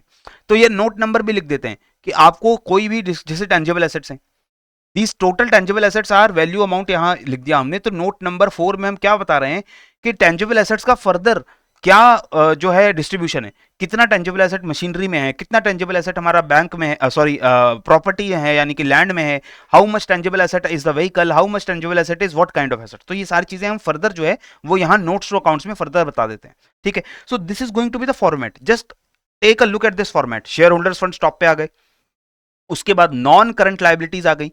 तो शेयर, अब यहां पर आप देख सकते हो as we go down the items on the asset side, उनका जो टेन्योर है वो कम होता जा रहा है, क्योंकि देखो शेयर होल्डर्स के जो फंड्स है, इक्विटी और इक्विटी वाली जो पार्ट है, कैपिटल वाला पार्ट है, ये तो सबसे लॉन्ग टर्म फंड होते हैं, जब तक कंपनी रहेगी ओनर्स के फंड्स कंपनी में रहेंगे। ठीक है, उसके बाद नॉन करंट लायबिलिटीज यानी कि वो लायबिलिटीज जो करंट ईयर में हमें पूरी नहीं करनी, हमें लॉन्ग टर्म लायबिलिटीज है हमारी, तो इसमें लॉन्ग टर्म बोरोइंग्स आ गई, डिफर्ड टैक्स आ गया, अदर लॉन्ग टर्म लायबिलिटीज आ गई। उसके बाद करंट लायबिलिटीज जो इसी साल में हमारी लायबिलिटीज पूरी होनी है, वो हमारी सबसे लास्ट में आ रही। ठीक है, यहाँ पे नेक्स्ट इसके नीचे क्या आता है, एसेट्स। इसमें भी वही है, नॉन करंट एसेट्स यानी कि लॉन्ग टर्म एसेट्स और उसके बाद current assets. Long term assets में आपका प्रॉपर्टी प्लांट एंड इक्विपमेंट आएगा, इसके बाद नॉन करंट इन्वेस्टमेंट है यानी कि लॉन्ग टर्म इन्वेस्टमेंट्स हैं, डिफर्ड टैक्स एसेट्स हैं, लॉन्ग टर्म लोन्स एडवांसेस हैं। करंट एसेट्स के अंदर current investment, inventory, trade receivable, cash equivalent और कैश दोनों आपका करंट एसेट है, क्योंकि वो बहुत जल्दी लिक्विफाई हो सकता है। ये सारी चीजें आपकी बैलेंस शीट में इसी तरीके से रिकॉर्ड हो जाएंगी। ठीक है, अब जनरल इंस्ट्रक्शन समझ लो यहाँ पे, an asset is classified as a current asset if, current asset कब होगा कोई भी एसेट, जब वो करंट ऑपरेटिंग साइकिल में, नॉर्मल ऑपरेटिंग साइकिल में वो रियलाइज हो जाए, सेल हो जाए या कंज्यूम हो जाए, यानी कि शॉर्ट टाइम ऑफ पीरियड में वो लिक्विफाई हो जाए। ठीक है, और उसको हमने ट्रेडिंग करने के पर्पज से ही रखा हुआ है, हमने उसे रखा इसीलिए है कि हम उसको ट्रेड करेंगे, हमने इन्वेस्टमेंट के पॉइंट ऑफ व्यू से उसको रखा भी नहीं है, राइट। 12 मंथ्स के अंदर हम उसको यूज डाउन कर देंगे and it is restricted from being exchange और यूज टू सेटल लायबिलिटी, यानी कि हम मतलब रिपोर्टिंग डेट जो भी हमारी है, जिस दिन हमने पूरा अपना बैलेंस शीट प्रिपेयर किया है, ये अगर रिस्ट्रिक्टेड नहीं है, ये रिस्ट्रिक्टेड नहीं है कि एक्सचेंज नहीं होगा, ये ट्रेड नहीं होगा, तब तक हम उसको करंट एसेट मान सकते हैं। अगर वो रिस्ट्रिक्टेड है कि नहीं, आप इसे सेल नहीं कर सकते। लेटेस्ट से हमारे पास कुछ एसेट पड़ा हुआ है, मेरे पास कुछ सामान पड़ा हुआ है which was meant to be traded, मुझे वो सामान अपने वेयर हाउस में रखा है मैंने, और मुझे उसको बेचना है और बेच करके मुझे पैसे कमाने हैं, लेकिन due to some dispute that warehouse is under dispute and the case is going on latest से एनी कोर्ट, कोर्ट में केस चल रहा है कि जो वेयर हाउस है लेटेस्ट से इसकी ओनरशिप किसके पास है, इसमें जो सामान रखा है कोर्ट ने स्टे लगा रखा है कि जो भी सामान है वो आप अभी नहीं निकाल सकते, बेच नहीं सकते। तो इसलिए मेरा जितना एसेट वहां पड़ा हुआ है, कहने को वो शॉर्ट टर्म एसेट है, कहने को मुझे इसी साल में सेल करना है, कहने को वो जो है वो उसको मैंने इन्वेस्टमेंट के नहीं, उसको मैंने सेल करने के पर्पज से ही लाया हूं, लेकिन I am not in a condition to sell it right away. So there is a restriction on this. तो अगर रिस्ट्रिक्शन नहीं है तो मैं इसे करंट एसेट मान सकता हूं, पर अगर रिस्ट्रिक्शन लगी हुई है किसी रीजन की वजह से, then it will not be considered a current asset. Okay, now an operating cycle is the time between the acquisition of assets for processing and their realization in cash। Operating cycle का मतलब है कि कौन सा asset मैंने कब खरीदा और मैंने उसे कब बेचा, इसके बीच का जो टाइम पीरियड आता है वो मेरी ऑपरेटिंग साइकिल होती है। तो यूजुअली हम मानिए कि रॉ मटेरियल कंज्यूम करने में, उसे प्रोसेस करने में, फिनिश्ड गुड्स बनाने में, और उस गुड को सेल करके पैसे बना लेने में, इसमें जो पूरा टाइम लगता है उसको हम एक ऑपरेटिंग साइकिल बोलते हैं। और ऑपरेटिंग साइकिल यूजुअली वो साइकिल होती है, आप समझेंगे कि इस साइकिल के दौरान आपको कंपनी रन करने के लिए पैसे चाहिए होते हैं। तो एक बार आपकी साइकिल कंप्लीट हो जाए तो obviously you will start getting money, आपके पास कैश इनफ्लो आना शुरू हो जाएगा, लेकिन ये बीच की साइकिल को मैनेज करने के लिए, खर्चे मैनेज करने के लिए you will need some money. तो इसको हम ऑपरेटिंग साइकिल बोलते हैं। यूजुअली हम 12 महीने की ऑपरेटिंग साइकिल मानकर चलते हैं, डिफॉल्ट मानकर चलते हैं, हालांकि अलग अलग कंपनीज में the operating cycle they vary a lot. Now a liability should be classified as a current liability. Liability current liability कब बनेगी? जब it is expected to be settled in the normal operating cycle. Normal operating cycle में, यानी कि normal जो हमने default 12 महीना जो भी हमारी कंपनी ने सेट कर रखा है उसमें अगर हमसे डिस्पोज कर देंगे, उसको रिजॉल्व कर देंगे, या फिर हमने उसे ट्रेडिंग करने के ही पर्पज से उस लायबिलिटी को रखा हुआ है, तब हम उसे करंट मान सकते हैं, या फिर उसको विद इन 12 मंथ्स हम पे आउट कर देंगे तब हम उसे करंट मान सकते हैं। And the entity does not have an unconditional right to defer settlement of the liability for at least 12 months after the reporting date. कि हमारे पास ऐसा राइट नहीं है कि हमारा मन किया तो लायबिलिटी इस साल कर दी, या मन किया तो हम नेक्स्ट 12 महीने के बाद कर देंगे। कुछ लाइबिलिटीज हो सकती है ना कि हमारे पास अनकंडीशनल राइट है कि if we want we can dispose this liability right now, और we can dispose it into the next accounting years. So if we have the unconditional right to dispose the और to defer the payment of this liability after 12 months, तब हम इसको नहीं मानेंगे current liability. ठीक है, हमें उसे इसी साल में करना है तभी मानेंगे। ठीक है, now let's talk about cash flow statement. Already balance sheet की बात हो गई, इनकम स्टेटमेंट की बात हो गई, अब कैश फ्लो को थोड़ा यहां पर समझ लो। देखो, कैश किसी भी बिजनेस को रन करने के लिए जरूरी होता है, राइट? उससे लिक्विडिटी आएगी बिजनेस में, बिजनेस में हमें जो भी खर्चे करने हैं उसके लिए हमें कैश चाहिए। कैश और प्रॉफिट सेम नहीं है, ये चीज यहां समझ लेना। Profit is not same as cash generation, because let us say I am in business of making, let us say, very high and luxury cars. मेरा बिजनेस है, बहुत हाई एंड लग्जरी कार्स में बनाता हूं, और ऑर्डर मिलते हैं मुझे कार्स के, मैं तभी कार बनाता हूं, वरना मैं कार ऐसे नहीं कि मास प्रोडक्शन कार्स का चल रहा है, बिकॉज माई कार्स, लेटेस्ट से, cars market is very exclusive, luxury car का मार्केट है मेरा। तो जैसे ऑर्डर आएगा मैं कार को बनाऊंगा, लेकिन ऑर्डर आने के बाद मुझे कार बनाने में लेटेस्ट से 12 मंथ्स का टाइम लगता है। मैं सारे पार्ट्स को डिजाइन करता हूं, बनाता हूं, असेंबल करता हूं, the entire process it takes about 12 months. So my margin is very good. मेरा कॉस्ट जो है कार बनाने में लेटेस्ट से 50 लाख का आता है, और मैं 1 करोड़ की कार बेचता हूं। So for every car I am earning 100% profit of 50 lakh. So profit, I have a great profit, right? So if let's say I get an order of 10 cars, तो हर कार पे मुझे 50 लाख का प्रॉफिट हो रहा है। सो मैं 10 कारें अगर बेचता हूं तो मुझे 5 करोड़ रुपए का सिर्फ प्रॉफिट होता है। प्रॉफिट बहुत अच्छा है, बट कैश जनरेशन अलग है। कैश जनरेशन क्यों अलग है? क्योंकि मैं अपनी कार को जब बेचूंगा तभी मेरे पास कैश आएगा। I will get the cash only after 12 months when I make the car and sell the car. But in between this मुझे खर्चे करने पड़ेंगे, मुझे जो कार में मैंने इंप्लॉइज लगाए हुए हैं उनको सैलरी देनी पड़ेगी, मेरी फैक्ट्री में बिजली का बिल देना पड़ेगा, I will have to pay the rent for the factory, I will have to pay a lot of different expenses. तो इस एक्सपेंस को करने के लिए पैसा कहां से आएगा, खर्चा कहां से आएगा, कैश कहां से आएगा, राइट? तो प्रॉफिट एंड कैश जनरेशन ये अलग चीज होती है। जरूरी नहीं कि कोई कंपनी जो बहुत प्रॉफिटेबल है उसके पास कैश फ्लो बहुत अच्छा हो, या फिर कोई कंपनी जिसके पास कैश फ्लो बहुत पुअर है वो लॉस ही मेकिंग हो, जरूरी नहीं होता है। ठीक है, now obviously it helps us in running our daily operations. This is importance of cash. So information about the cash flow of an enterprise is useful in providing users of financial statements a basis to assess the ability of the enterprise to generate cash and cash equivalents. ये decide करने के लिए कि क्या company अपने cash flow को maintain कर सकती है, अपने नॉर्मल ऑपरेशंस को रन तो कर सकती है। ये जानने के लिए हमें कैश फ्लो स्टेटमेंट जरूरी होती है, क्योंकि यूजुअली फिर कंपनीज क्या करती हैं, जैसे मैंने एग्जांपल दिया कार वाली कंपनीज का, ऐसी भी कंपनीज होती हैं जिनका कैश फ्लो इतना रेगुलर नहीं होता है, तो ये अपने कैश फ्लो को पूरा करने के लिए व्हाट दे टेक लोन्स, वो लोन्स लेते हैं कि इन द मीन टाइम जब तक मेरी कार्स बन रही हैं, मुझे जो खर्चा करना है उसके लिए मैं लोन ले लेता हूँ, once I earn the profit I will pay the loan back. So in addition to take the loan you will have to show कि हाँ मेरे पास फ्यूचर में प्रॉफिट आने वाला है, मेरा कैश फ्लो फ्यूचर में आने वाला है, तो इसलिए हमें कैश फ्लो बनाना पड़ता है। ठीक है, अगर कैश फ्लो हमारा बीच में किसी वजह से कैश फ्लो हमारा डिस्टर्ब होता है तो हमारा डेली ऑपरेशन डिस्टर्ब होगा, और डेली ऑपरेशन अगर डिस्टर्ब होगा तो मेरा फाइनल जो मेरा प्रॉफिट अर्न करने का सपना है कि 1 महीने बाद या 12 महीने बाद I will sell the car and earn the profit, वो सपना मेरा पूरा नहीं होगा, right. So cash flow statement shows sources and uses of cash and cash equivalents of an enterprise over a period of time, कि एक time period में, usually एक अकाउंटिंग पीरियड के अंदर, हालांकि आप चाहें तो 1 महीने के लिए कैश फ्लो स्टेटमेंट बना लें, 2 महीने के लिए बना लें, हाफ ईयरली बना लें, फुल 12 मंथ्स के लिए बना लें। So basically this will show from where the cash is coming from and where the cash is being used, cash आ कहां से रहा है, कैश यूज कहां हो रहा है, ये पूरी जो स्टेटमेंट है वो हमारा कैश फ्लो स्टेटमेंट है। Clear? Now the cash comes from और goes into 3 different types of activities, operating activities, investing activities and financing activities. ये 3 तरीके की एक्टिविटीज होती हैं जहां से कैश आता है या जहां पर कैश जाता है। इन तीनों एक्टिविटीज को यहां पर हम समझ लेते हैं, operating, investing and financing. First one is operating, these are your primary revenue generating activities, जो आपकी बिजनेस का मेन काम है। मेरे बिजनेस का काम है पेन बनाना, तो वो पेन बनाने में वो मेरी ऑपरेटिंग एक्टिविटी है, उस पेन बनाने के लिए जो भी चीजें मैं करता हूं वो मेरी सारी ऑपरेटिंग एक्टिविटी में आता है। ठीक है, ये जो एक्टिविटीज हैं they indicates the internal solvency level of the company, that how smoothly this company is going to run, और उसका जो मेन कोर बिजनेस है उस कंपनी का वो किस तरीके से काम करता है, ये हमें ऑपरेटिंग एक्टिविटीज के कैश फ्लो से पता चलता है। तो अगर मेरा बिजनेस ऐसा, जैसे for example let us take of an company which has a very extensive cash flow. So the company manufacturing, let us say Coca Cola, एक फैक्ट्री है, एक प्लांट है जो कि सॉफ्ट ड्रिंक्स बनाता है, सॉफ्ट एरेटेड ड्रिंक्स बनाता है, और जैसे जैसे वो ड्रिंक्स बनती जाती हैं वो मार्केट में फटाफट सेल भी होती जाती हैं। तो जो प्रोडक्ट है वो बनता जा रहा है, तुरंत सेल भी होता जा रहा है, तो कैश फ्लो बहुत ही रेगुलर है, कैश फ्लो आपको पता है रेगुलर है, और डिसरप्शन होने के चांसेस बहुत कम है। ऐसा नहीं है कि कैश फ्लो जो है वो अचानक से बंद हो जाएगा, राइट। लेकिन यहाँ पर एक सीजनल डिसरप्शन, जैसे सर्दी का मौसम आ गया, if the winter season comes obviously your sale will decline, तो सेल डिक्लाइन होती है तो आप अपनी प्रोडक्शन भी डिक्लाइन करते हैं उस टाइम के लिए। ठीक है, तो इस तरीके से आपकी ऑपरेटिंग एक्टिविटी कितनी स्ट्रांग है वो आपका यहां से पता चलता है। फिर आती है investing activity, these activities are acquisition और disposal of long term assets in your company. Long term assets को या इन्वेस्टमेंट को करने के लिए आप कैश यूज करते हैं, कोई बड़ा मशीन खरीदने के लिए, कोई बड़ा एसेट खरीदने के लिए, या कैश को कहीं पर आप इन्वेस्ट कर देते हैं, राइट। तो ये आपकी इन्वेस्टिंग एक्टिविटीज होती हैं।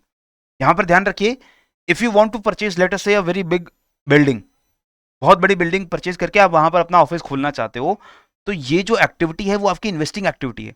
You are investing in this building, you are acquiring a long term asset. You can sell a long term asset also, आपके पास एक अपना ऑफिस स्पेस था, ऑफिस बिल्डिंग थी, उसको आपने सेल आउट कर दिया, तो यहां से जब भी सेल करोगे तो क्या आएगा, कैश इनफ्लो होगा। जब आप वो बिल्डिंग खरीदोगे तो कैश आउटफ्लो होगा। तो इन्वेस्टिंग एक्टिविटी से भी कैश आउटफ्लो इनफ्लो दोनों होगा। सिमिलरली आपकी ऑपरेटिंग एक्टिविटी से भी दोनों होते हैं, हर एक्टिविटी से outflow inflow both are happening, because operating activity से इनफ्लो क्या होगा, आपकी जो सेल्स हो रही हैं, जो भी आप सामान बना के सेल कर रहे हो, उससे जो इनकम आ रही है वो आपका कैश इनफ्लो है फ्रॉम ऑपरेटिंग एक्टिविटी, और उसी सामान को मैन्युफैक्चर करने में जो खर्चा आ रहा है that is your cash outflow for operating activity, right. Next, this interest investing activity they represent the expenditures made to generate future cash flows, because आप यहाँ समझिए कि जो भी आप यहाँ इन्वेस्टिंग एक्टिविटी में कैश आउटफ्लो करते हो, चाहे वो नया एसेट खरीदने के लिए हम कर रहे हैं या इन्वेस्टमेंट कर रहे हैं, वो हम क्यों कर रहे हैं कि फ्यूचर में इससे हमें फायदा मिलेगा। अगर हमने इन्वेस्टमेंट किया है, मैंने कुछ कैश को यूज करके मैंने लेटेस्ट से कोई स्टॉक खरीद लिया है या कोई मैंने बॉन्ड खरीद लिया है, मैंने किसी को लोन दे दिया है, मैंने किसी और को लोन दिया है, जैसे मुझे इंटरेस्ट आएगा, तो मुझे इंटरेस्ट एक कैश फ्लो की तरह काम करेगा, वो इंटरेस्ट मुझे हर महीने मिलेगा, तो मैं उस इंटरेस्ट को यूज कर सकता हूँ अपने खर्चे के लिए। सिमिलरली अगर मैं कोई भी एसेट मशीन खरीदता हूँ, उस मशीन से मेरा जो ऑपरेशन है वो ऑपरेशन ज़्यादा स्मूथ होंगे, तो उस मशीन से मुझे फ्यूचर में कैश फ्लो मिलेगा, राइट। तो ये इन्वेस्टिंग एक्टिविटी होती है। फिर आती है financing activity. Financing activity is basically long term funds और capital of an enterprise, like the money that we are taking on loan. Investing में we are using the cash to invest somewhere so that in future we get cash flow. हमने cash को कहीं पर ऐसे invest किया कि हमें future में उससे फायदा हो। फाइनेंसिंग एक्टिविटी में we take cash on loan, और इससे हमारा फ्यूचर कैश आउटफ्लो डिटरमिन हो जाता है। यहां पर फ्यूचर कैश इनफ्लोज डिटरमिन हो रहे हैं, फ्यूचर में कैश इनफ्लो इंश्योर हो जाएगा इन्वेस्टिंग से, यहां मेरे फ्यूचर आउटफ्लोज इंश्योर हो रहे हैं, लेकिन मुझे करंटली पैसा मिल गया। सो लॉन्ग टर्म फंड्स और कैपिटल जैसे कि cash proceeds from equity shares debentures, मैंने ओनर से पैसा लिया है, मैंने किसी से लोन पिकअप किया है, ये सारी मेरी फाइनेंसिंग एक्टिविटी है। ठीक है, तो ये सारे जो कैश फ्लो के कंपोनेंट्स हैं, इन सभी एक्टिविटीज को मैंने लिस्ट डाउन यहां पर कर दिया है, क्योंकि आपको क्वेश्चंस क्या क्या आएगा, आपको ऑप्शंस देकर पूछा जाएगा कि which of the following is a cash flow from operating activity, which of the following will lead into a cash flow from investing activity. तो यहां पर आप देखिए ऑपरेटिंग एक्टिविटी के cash flows, sale of goods and rendering of services से जो भी cash receipt आ रही है, ठीक है, वो आपका कैश इनफ्लो है फ्रॉम ऑपरेटिंग एक्टिविटी। कैश आपको मिला royalty, fees, commission, other revenue. Cash आपने पे किया सप्लायर्स गुड्स एंड सर्विसेज को, अपने सप्लायर्स को जो आपको डेली अपने ऑपरेशंस रन करने में कुछ सामान आपको रॉ मटेरियल बेचते हैं तो उनको आपने कैश दिया है। आपने एम्प्लॉइज को कैश दिया है, यानी कि सैलरी पे की है उनको जो डायरेक्टली आपके प्रोडक्शन में लगे हुए एम्प्लॉइज हैं। कैश रिसीट्स और payments of an insurance entity for premiums and claims और एन्युटी। एक इंश्योरेंस एंटिटी, इंश्योरेंस कंपनी है, उसके पास जो प्रीमियम आते हैं वो उसकी रेगुलर इनकम है ना, क्योंकि इंश्योरेंस कंपनी का काम क्या है, उसका तो काम, उसकी जो ऑपरेटिंग एक्टिविटी है वो उसका इंश्योरेंस बेचना है। और इंश्योरेंस बेचने का मतलब जो इंश्योरेंस पे लोग प्रीमियम देते हैं वो प्रीमियम उसके लिए क्या है, वो प्रीमियम उसके लिए cash inflow from operating activity है। सिमिलरली अगर वो क्लेम पे करेगा, किसी को क्लेम पे करेगा, क्लेम पे करेगा, किसी कस्टमर के पास आया कि आपके साथ मैंने इंश्योरेंस ली थी, नाउ मेरा घर जल गया है, मेरे फायर इंश्योरेंस का क्लेम पे कर दो, तो ये जो क्लेम पे आउट किया वो क्या है, कैश आउटफ्लो है because of operating activity, right. Cash payment और refund of income, cash receipts और payments from contracts held for dealing और ट्रेडिंग पर्पसेस, एंड एंटिटी में hold securities and loans for dealing और trading purposes in which case they are similar to inventory. तो जैसे आपको ये example हो सकता है, आपको कंफ्यूजन क्या होगा, let us say I own a financial company and my company's business is to invest in stocks and earn incomes through that. मेरी कंपनी का बिजनेस ही है इन्वेस्ट करना। तो यहां पर आपको कंफ्यूजन आएगा कि आपकी ऑपरेटिंग एक्टिविटी है या आपके लिए इन्वेस्टिंग एक्टिविटी है। तो आप समझिए कुछ कंपनीज का जो ऑपरेटिंग एक्टिविटी है वो उनके लिए इन्वेस्टमेंट ही है, वो दूसरे एसेट्स में इन्वेस्टमेंट करते हैं और उससे इनकम डिराइव करते हैं। तो ऐसी कंपनीज के लिए इन्वेस्टमेंट करना is like operating activity only. ठीक है, तो इसका आप ध्यान रखेंगे। ठीक है, similarly cash advances and loans made by financial institutions are usually classified as operating activity. देखो कैश आपने एडवांस दिया है किसी को या लोन दिया है, फाइनेंशियल इंस्टीट्यूशन के द्वारा दिया गया है, तो वो उसके लिए एक ऑपरेटिंग एक्टिविटी माना जाएगा, ना कि इन्वेस्टिंग एक्टिविटी, क्योंकि उनकी ऑपरेटिंग एक्टिविटी ही यही है, उनका मेन बिजनेस ही यही है, because this is the main revenue producing activity for that particular company. Clear? Now let us talk about investing activities. यहां पर हमने कोई प्रॉपर्टी सेल की या कोई प्रॉपर्टी एक्वायर की।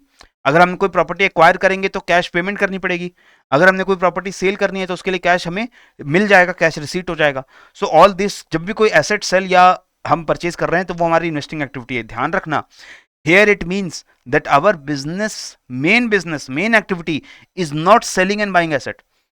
तो लेट अस से एक कंपनी है, वो कंपनी बनाकर ही मशीनरी बेचती है, तो वो मशीनरी बनाकर बेच रही है, तो उसके लिए मशीनरी बेच करके जो पैसा आ रहा है वो ऑपरेटिंग एक्टिविटी से आने वाला पैसा है। आप ये कंफ्यूज मत होना कि यार ये हैवी फिक्स्ड एसेट बेच रही है, तो फिक्स्ड एसेट जब सेल हो रहा है तो यहाँ पर इन्वेस्टिंग होती है। सर ने कहा था फिक्स्ड एसेट खरीदना, फिक्स्ड एसेट बेचना। फिक्स्ड एसेट खरीदना बेचना मतलब मेरी कंपनी का बिजनेस कुछ और है, मेरी कंपनी में my main business is something else, but I am selling और बाइंग अ फिक्स्ड एसेट, उसको मैं इन्वेस्टिंग एक्टिविटी बोल रहा हूँ। ठीक है, cash payment to acquire equity और डेट इंस्ट्रूमेंट्स फॉर इन्वेस्टमेंट के लिए मैंने कहीं पर किसी इक्विटी में या किसी लोन इंस्ट्रूमेंट में इन्वेस्ट किया है, मैंने किसी इक्विटी और डेट इंस्ट्रूमेंट को सेल कर दिया और उससे मुझे कैश रिसीट मिल गई, तो वो भी मेरे इन्वेस्टिंग एक्टिविटी है। मैंने किसी दूसरी पार्टी को कैश एडवांस या लोन दिया other than the loans made bye a financial institution. याद रखे, अगर फाइनेंशियल इंस्टीट्यूशन ने लोन दिया है तो वो तो उसके लिए ऑपरेटिंग एक्टिविटी है ना, उसको तो काम है लोन देना। लेकिन अगर आपने लोन दिया है और आपका बिजनेस मेन बिजनेस कुछ और है, आपने लोन दिया है just to earn interest additionally, तो वो आपके लिए इन्वेस्टिंग एक्टिविटी है। ठीक है, तो इसी तरीके से सारी चीजों को आप पढ़ करके एक बार एग्जाम में जाइएगा, कंफ्यूज मत होइएगा। वहां पर आपको कंफ्यूजन होने का बड़ा स्कोप यही होता है कि फाइनेंशियल इंस्टीट्यूशंस के द्वारा कई बार आपको कंफ्यूजन होगा कि इनके द्वारा जो ऑपरेटिंग एक्टिविटी की जा रही है वो बाकी कंपनीज के लिए इन्वेस्टिंग होती है, राइट। बाकी कंपनीज के लिए जो इन्वेस्टिंग एक्टिविटी रहेगा, इक्विटी में इन्वेस्ट करना, फिक्स्ड एसेट को सेल करना ना करना, ये सारी चीजें जो है वो फाइनेंशियल कंपनीज के लिए उनका रोज का काम है, तो उनके लिए तो वो डेली ऑपरेटिंग एक्टिविटी है। Clear? Similarly comes your financing activity, here you take money from issuing shares. याद रखिए, issuing shares not selling shares. Shares को सेल करने में और इश्यू करने में डिफरेंस होता है। मेरे पास रिलायंस के शेयर्स हैं, मैं उसको सेल कर सकता हूँ किसी दूसरे पर्सन को और उससे मुझे क्या में पैसे मिल जाएंगे, तो वो मेरे लिए तो इनकम आ जाएगी। इनकम क्या है, वो मेरी इन्वेस्टिंग इनकम है। इन्वेस्टिंग इनकम क्यों है, क्योंकि मैंने रिलायंस के शेयर्स में इन्वेस्ट कर रखा था और जब मैंने इन्वेस्टमेंट में उस शेयर को खरीदा, then there was a cash outflow for investing activity. मैंने इन्वेस्टमेंट किया और मेरा कैश आउटफ्लो हुआ और उसके बदले में मुझे डिविडेंड मिलते थे। वो डिविडेंड जो मुझे मिले वो मेरा कैश इनफ्लो था फ्रॉम इन्वेस्टिंग एक्टिविटी। और जब फाइनली मैंने वो रिलायंस के शेयर्स बेच दिए किसी और को, तो जो फाइनल मनी मुझे मिला, that is also cash inflow from investing activity, right. But when I have my own company and I issue shares for the company, और मैं शेयर्स इशू करता हूं, शेयर्स को लोग खरीदते हैं और मुझे पैसे देते हैं, तो वो मेरा फाइनेंसिंग एक्टिविटी से आने वाला पैसा है। ठीक है। So cash payments to owners to acquire और redeem the entity share, this is also cash payment to owner, कि उन्होंने अगर कैश पेमेंट की, उन्होंने अपने शेयर्स को रिडीम करवा दिया है, तो उनको अगर पेमेंट आप दोबारा कर रहे हैं तो वो भी फाइनेंसिंग एक्टिविटी है। यानी मेरे पास शेयर्स थे कंपनी के और मैंने कंपनी को ही शेयर बेच दिया और मैंने कंपनी से पैसे ले लिए, तो वो भी मेरी फाइनेंसिंग एक्टिविटी है। ठीक है। Cash proceeds from issuing debentures, loans, bonds, mortgages, मैंने लोन उठाया है बेसिकली, आप इसको समझे, मैंने लोन लिया है, चाहे बॉन्ड से लिया, मॉर्गेजेस ली, या मैंने डिवेंचर्स के थ्रू इशू किया करके, corporate deposits, corporate papers issue करके मैंने लोन लिया है। जब भी मैं लोन लेता हूं वो मेरे लिए एक फाइनेंसिंग एक्टिविटी है, राइट। सिमिलरली लेट अस से मैंने एक फिक्स्ड एसेट परचेज किया है, बट लोन लिया और फिर परचेज किया। I wanted a large truck to transport my goods, clear. Now I wanted to purchase this truck, तो ट्रक को परचेज करने के लिए this will be an investing activity because I am purchasing a fixed asset, उसके लिए cash outflow लगेगा। तो मैंने सोचा कि कैश इनफ्लो ले लेता हूं, और कैश इनफ्लो कैसे लेता हूं, मैं लोन ले लेता हूं ट्रक परचेज करने के लिए। So I will take a cash inflow from financing activity and cash outflow will be going into an investing activity. Clear हो गया। Cash payment of amounts borrowed, मैंने अब जो लोन लिया था ट्रक परचेज करने के लिए, उसके लिए मुझे इंटरेस्ट पे करना पड़ेगा, जो इंटरेस्ट पे किया that is again a cash outflow from financing activity. And when ever उस ट्रक को यूज करके जो मुझे इनकम मिलेगी, तो वो जो इनकम आ रही है उसमें जो ट्रक का योगदान है, that is the income from our investing activity. Clear. Okay. Now ये सारी चीजों को मैंने यहां पर समराइज कर दिया है, ऑपरेटिंग एक्टिविटीज को, इन्वेस्टिंग एक्टिविटीज को, फाइनेंसिंग एक्टिविटीज को। एक बार इसको जरूर पढ़ करके जाइएगा। यहां पर cash inflows on the one side and cash outflows on the one side I have written here. Any confusion whatsoever that you have, please use the comment box below. वो क्यों है, क्यों इसीलिए है कि आपको इन लिमिटेड पीरियड ऑफ टाइम में जो मैं चीजें पढ़ाता हूं, समझाता हूं, उससे जुड़ा कोई भी छोटे से छोटा कंफ्यूजन आपको आए, प्लीज कमेंट सेक्शन में लिख करके मुझे बताइए, मुझसे पूछिए, I will clarify it, right. Now what is the format of cash flow statement. So an indicative format जो है, जो हमें दिया गया है, वो इस तरीके से कुछ रहता है। यहां पर आप देख सकते हैं, ये मैंने 1 2 3 आपको राइट लेफ्ट करके दिखाया, but this is vertical, entirely vertical, but here I have to show it alongside each other. तो सबसे पहले आपका cash flow from operating activity आएगा। यहाँ पर आप सारे कैश फ्लोज ऑपरेटिंग एक्टिविटी से लिखते हैं, ऑपरेटिंग इनकम, डेप्रिसिएशन जो है वो कितना आपका हुआ, ये सारी चीजें एक एक के बाद आप लिखेंगे, राइट। जब भी इनफ्लो आएगा आप उसको ऐड करेंगे, जब भी आउटफ्लो आएगा आप उसको सब्ट्रैक्ट कर लेंगे, ठीक है। उसके बाद नेट कैश फ्लो कितना आया वो आप यहाँ पे रिकॉर्ड कर लेंगे, right. Next number 2, cash inflows from investing activity. Long term assets को सेल करके जो आपको कैश इनफ्लो आया, या लॉन्ग टर्म एसेट को परचेज करके जो आउटफ्लो हुआ, उसको सब्ट्रैक्ट कर दोगे, आपको कितना आएगा, net cash flow from investing activity. Then cash flow from financing activity, payment of dividend, loan, sorry, जो ओनर्स को डिविडेंड, प्रॉफिट से पैसा ओनर्स को देना पड़ेगा ना, ओनर्स को पेमेंट करते हैं, ओनर्स को जो पेमेंट कर रहे हैं, प्रॉफिट से जो पैसा दे रहे हैं, वो कैश आउटफ्लो हो रहा है, वो आपकी फाइनेंसिंग एक्टिविटी है, क्योंकि ओनर से जो पैसा लिया है वो आपने एक तरीके से लोन ले रखा है, वो आपका ना ऑपरेटिंग एक्टिविटी है ना आपकी इन्वेस्टिंग एक्टिविटी है, this is basically an activity which is financing. So the payment which is given to the owners वो कैश आउटफ्लो है, सब्ट्रैक्ट होगा। इंक्रीज इन इक्विटी, आपने लोगों को शेयर इशू करके उनसे पैसा लिया, तो आपका कैश इनफ्लो होगा। आपने बोरोइंग्स जो थी, वो बोरोइंग्स आपने जो की हुई थी, उस बोरोइंग्स में कुछ भी डिक्रीज हुआ तो वो आपका कैश आउटफ्लो होगा। ये सब को नेट करके आपका net cash flow from operating, net cash flow from financing activity आएगा।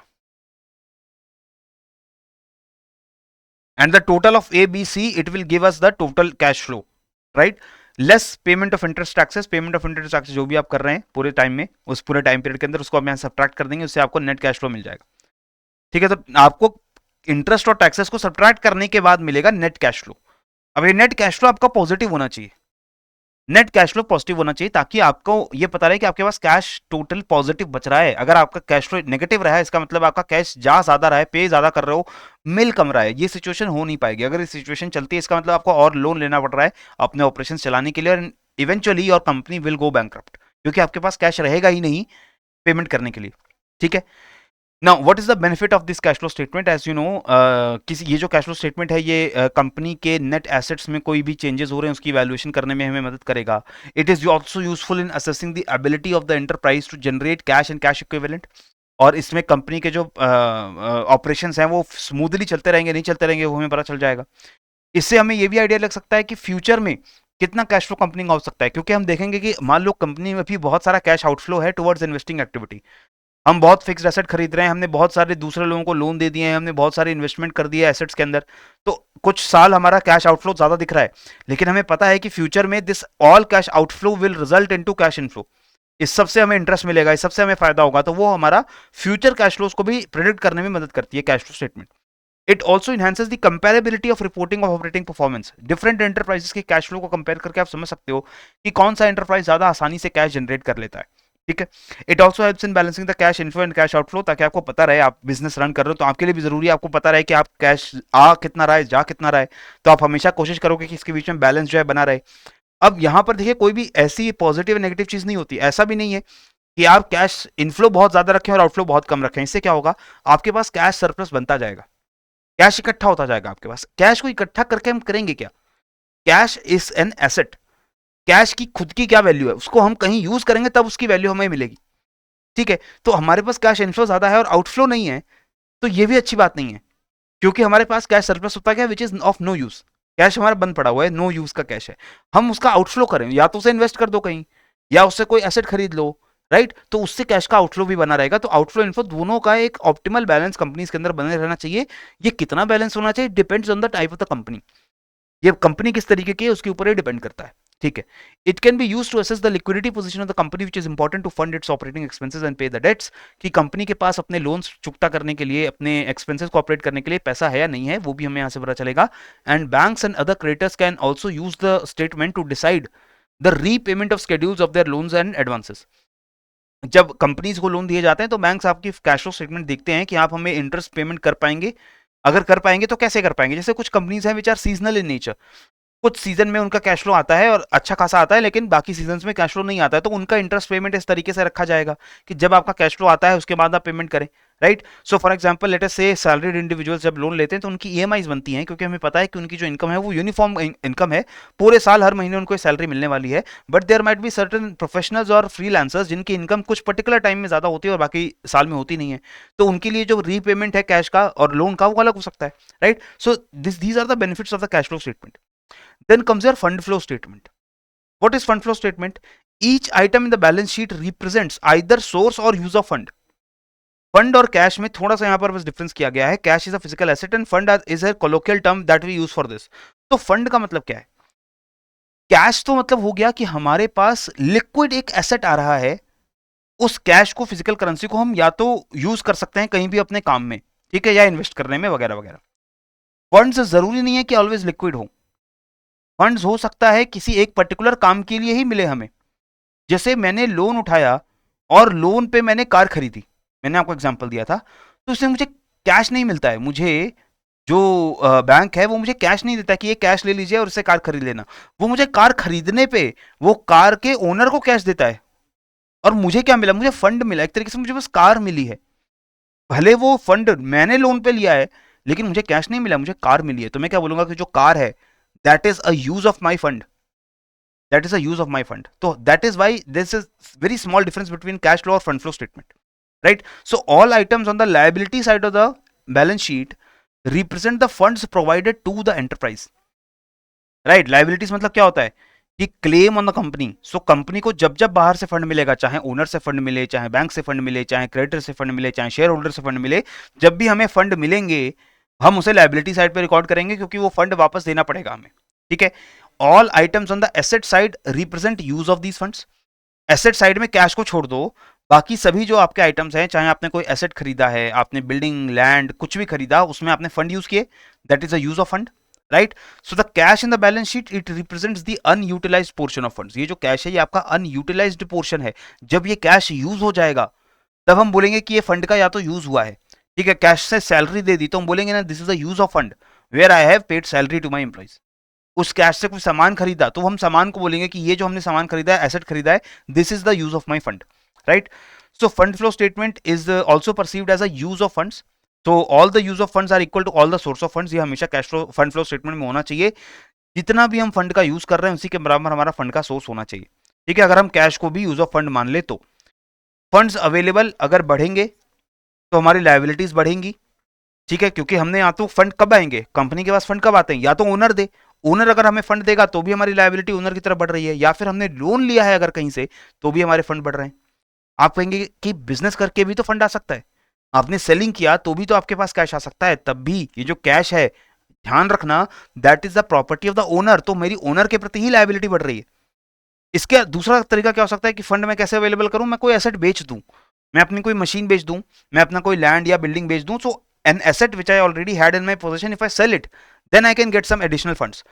So again, whenever increase in funds is there, whenever there is a source of fund, there has to be an increase in liability or reduction in asset. Similarly, use of fund जब भी होता है तो या तो मेरी liability कम हो रही है क्योंकि या तो मैंने किसी को पे आउट कर दिया, मैंने कि कोई लोन लिया था उसको पे आउट कर दिया, या मैंने ओनर को प्रॉफिट से ओनर को अपना कुछ हिस्सा दे दिया तो मेरा फंड का यूज हो गया और मेरी लायबिलिटी कम हो गई.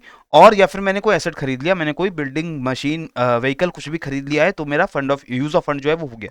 ठीक है, अब फंड फ्लो और कैश फ्लो में जो डिफरेंस है वो मैंने हाईलाइट कर दिए हैं. Cash flow statement is an integral part of the financial statements and is mandatorily released. So जो भी हमने देखा था कि cash flow statement, balance sheet, profit and loss account, statement of changes in equity and notes to account, ये सारी 5 statement आपको देनी होती है अकॉर्डिंग टू कंपनीज एक्ट. उसमें आपका कैश फ्लो स्टेटमेंट आता है, फंड फ्लो स्टेटमेंट नहीं आता है. It is not a mandatory requirement, right. Cash flow from operating, financing and investing activities is to be shown separately, while fund flow में ऐसे कोई सेग्रीगेशन रिक्वायर्ड नहीं होती है. कैश फ्लो के अंदर आपका cash position at the end of the accounting period वो पता चल जाता है कि आपके at the end of the accounting period cash total outflow या इनफ्लो कितना है. लेकिन fund flow statement it only determines the changes in the working capital through a specified period, क्योंकि यहां पर आपको बस इतना पता चलेगा कि फंड के सोर्सेज में और फंड के यूज में क्या चेंज हुआ है. जरूरी नहीं है आपको ये पता चले कि आपका फंड कितना बच रहा है लास्ट में, आपको बस इतना पता लगेगा कि sources of funds and uses of funds कैसे आपके चेंज हुए. Next, cash system of accounting आपका कैश फ्लो स्टेटमेंट में आता है और एक्रूअल सिस्टम ऑफ अकाउंटिंग आपकी फंड फ्लो स्टेटमेंट में यूज होती है.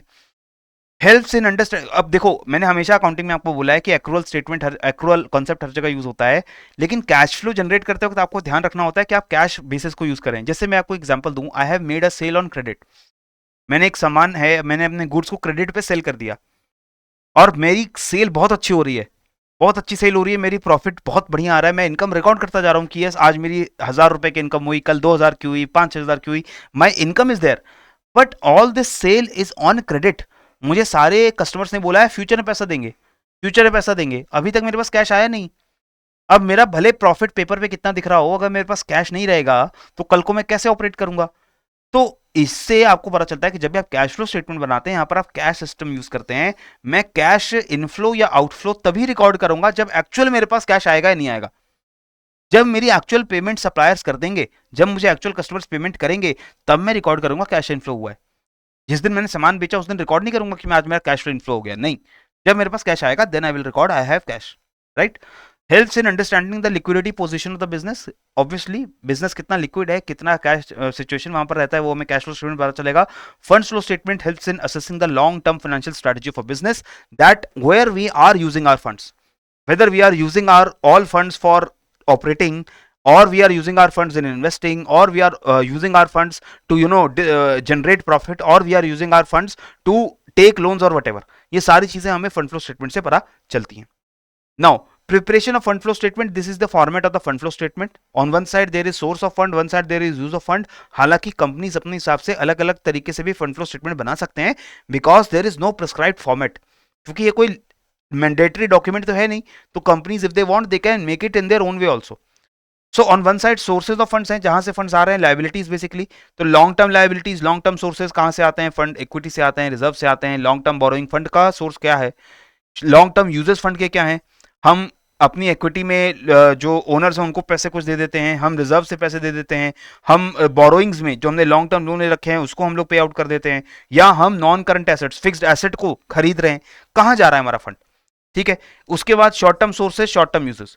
शॉर्ट टर्म सोर्सेज में शॉर्ट टर्म लाइबिलिटीज और शॉर्ट टर्म यूजेस में शॉर्ट टर्म एसेट्स, यानी कि शॉर्ट टर्म हमने बोरोइंग्स उनको कम कर दिया, शॉर्ट टर्म लोन पे आउट कर दिए, या हमने शॉर्ट टर्म एसेट खरीद लिए। इन सब के बाद हमारा टोटल सोर्स ऑफ फंड और टोटल यूज ऑफ फंड आएगा।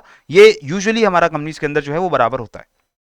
ठीक है, so this is the entire discussion related to the these three important documents of balance sheet, profit and loss account and your cash flow statement.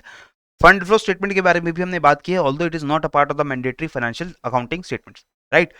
सो इसी के साथ हम इस video को यहाँ कंक्लूड करते हैं। नेक्स्ट वीडियो में will again continue and talk about the accounting of share capitals as well as other important topics left in the schedule और module B of our component. पढ़ते रहो, बढ़ते रहो। जय हिंद एंड जय भारत।